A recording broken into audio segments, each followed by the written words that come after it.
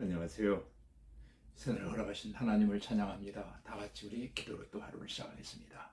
전능과 없신 아버지 하나님, 다시금 새날을 우리에게 선물로 허락하시고 말씀과 기도와 찬송으로 하루를 열어갈 수 있도록 은혜 베풀어 주시오니 감사합니다. 오늘 아침에는 다윗을 통한 거룩한 분노로 시작한 선택과 집중이라고 하는 주제로 사무엘상 17장의 말씀을 사모할 때에 하나님 생리하신 음성 들려주시고, 오늘 우리도 다윗처럼 하나님께만 향한 아버지 하나님이여 거룩한 열정을 가지고 오직 하나님을 신뢰하는 믿음으로 세상에서 승리할 수 있는 우리 모두들이 되게 하여 주옵소서. 예수님 이름으로 기도하옵나이다. 아멘. 이 시간 우리에게 주신 하나님 말씀은 사무엘상 17장 41절로 49절까지 제가 읽어드리겠습니다. 41절을 먼저 읽겠습니다.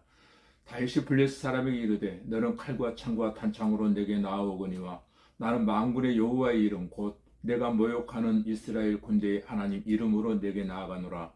오늘 여호와께서 너를 내 손에 넘기시리니 내가 너를 쳐서 내 목을 베고 블레셋 군대의 시체를 오늘 공중의 새와 땅의 들짐승에게 주어 온 땅으로 이스라엘의 하나님이 계신 줄 알게 하겠고 또 여호와의 구원하심이 칼과 창이 있지 아니함을 이 무리에게 알게 하리라.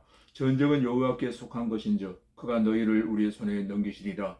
블레셋 사람이 일어나 다윗에게로 마주 가까이 올 때에 다윗이 블레셋 사람을 향하여 빨리 달리며 손을 주머니에 넣어 돌을 가지고 몰매로 던져 블레셋 사람 이마에 치매 돌이 그의 이마에 박히니 땅에 엎드려지니라. 오늘 아침에는 거룩한 분노로 출발한 선택과 집중이라고 하는 제목으로 하나님의 말씀을 강론할 때에 세미하신 그 음성이 저와 여러분 모두에게 들려지기를 바랍니다.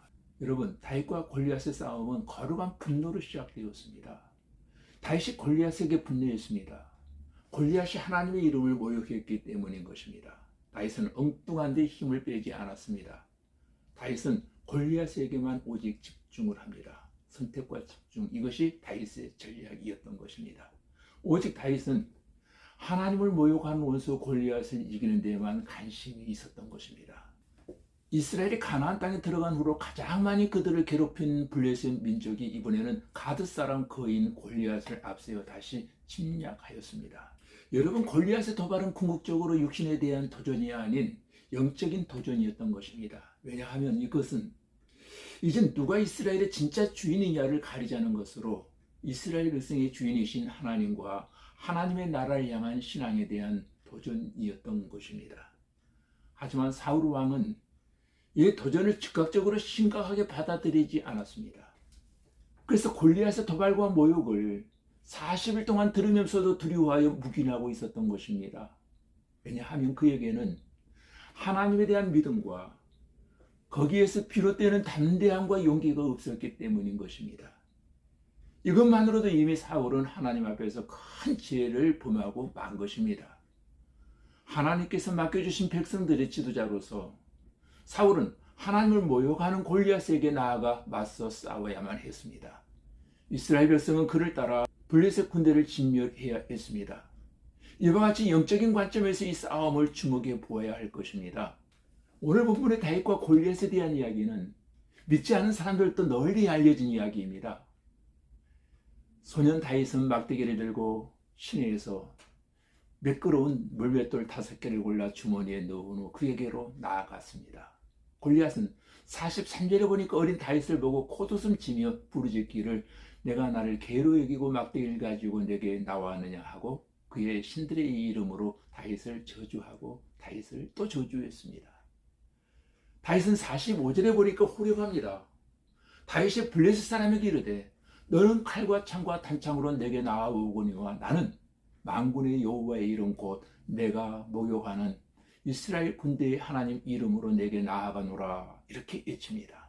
골리앗은 이스라엘 백성들에게 큰 두려움의 대상이었습니다. 공포의 대상이었습니다. 아무도 나서는 사람이 없이 두려움에 떨고 있던 그 시기 아닙니까?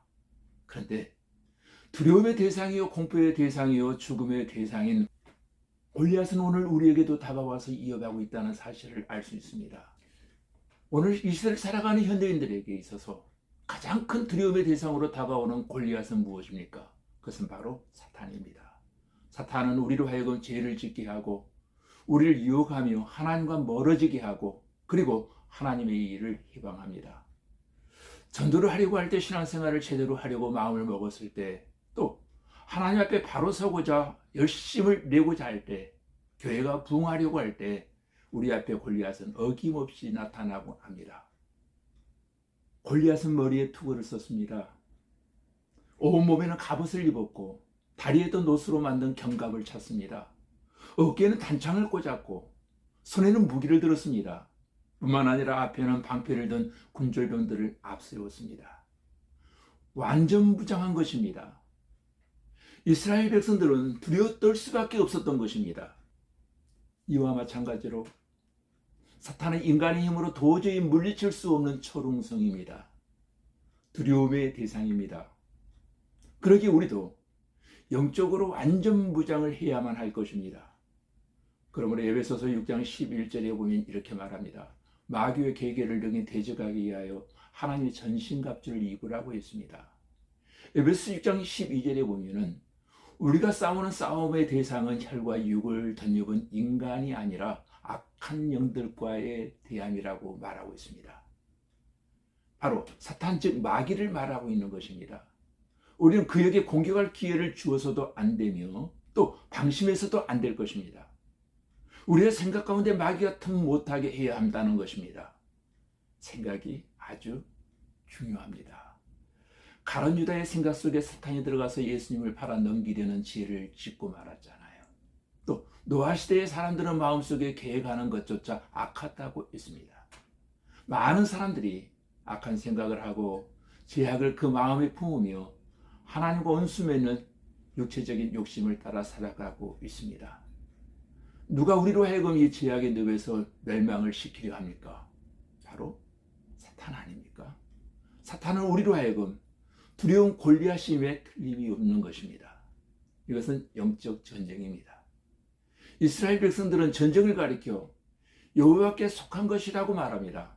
즉 이스라엘이 다른 민족과 싸울 때 하나님이 함께 싸워 이기게 하신다는 그런 사상을 그들은 가지고 있었던 것입니다. 그래서 이 전쟁을 가리켜 이스라엘은 성전이라고 말하고 했던 것입니다. 전쟁은 여호와께 속한 것이 분명합니다. 그러므로 우리는 어떠한 상황이 있든지 여호와 하나님의 명령하시는 대로 전적으로 순종하면서 따르는 것이 매우 중요하다는 사실을 또 명심하십시다. 여러분 잘 보세요. 골리앗의 호령에 이스라엘 진영에서는 아무도 나서는 사람이 없었습니다. 모두가 다 두려워 벌벌 떨고 있었습니다. 그러나 오늘 우리는 두려워해서는 안 됩니다. 하나님이 함께 하시기 때문입니다. 여러분, 다윗이 만군의 여호와 하나님의 이름으로 나아갔듯이 오늘 저와 여러분도 예수의 이름으로 나아가시기를 바랍니다. 죄악의 유혹으로 말미암아 우리를 넘어뜨리려 호령하는 골리앗을 말씀의 칼로 단칼에 베고 곧 승리하는 은혜의 한 날이 되어지기를 주님의 이름으로 축원합니다.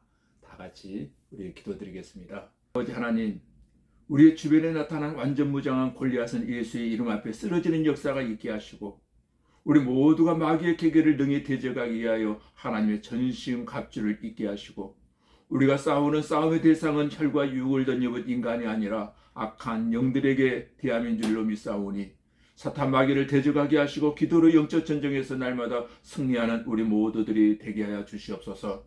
자비하신 아버지 하나님, 전쟁은 여호와께 속한 것인 줄로 믿사오니 우리는 어떠한 상황에 있든지 여호와 하나님의 명령하시는 대로 전적으로 순종함으로 죄악을 이기고 우리를 넘어뜨리려고 하는 골리앗을 말씀의 칼로 단칼에 베어버리는 놀라운 승리 역사가 임하게 하여 주시옵소서. 자비하신 아버지 하나님, 오늘도 간절한 마음으로 주의 정에 비없는 것은 상처난 심령들을 치유하여 주시고 상처난 심령들을 아버지 하나님이여 싸매 주시고 이루하여 주시고 주님 만나는 간격이 있게 하여 주시옵소서. 오늘 이 시간 잠든 영혼들을 흔들어 깨워 주시옵소서. 우리의 아버지 잠들어버린 영성이 회복되어지기를 원합니다. 믿음이 회복되어지기를 원합니다. 우리의 가정이 회복되어지기를 원합니다. 우리의 건강도 회복되어지기를 원합니다. 우리의 가정 경제도 하나님 회복되어지기를 원합니다. 이 나라와 민족이 또한 회복되어지기를 원합니다. 코로나라는 질병으로 말미암아 많은 사람이 어려움 중에 있사오나 이제 모든 강건함으로 코로나는 소멸되어 가고 우리의 강건함은 건강은 회복되어져 가는 귀한 역사만 있게 하여 주시옵소서. 예수님 이름으로 기도하옵나이다. 아멘.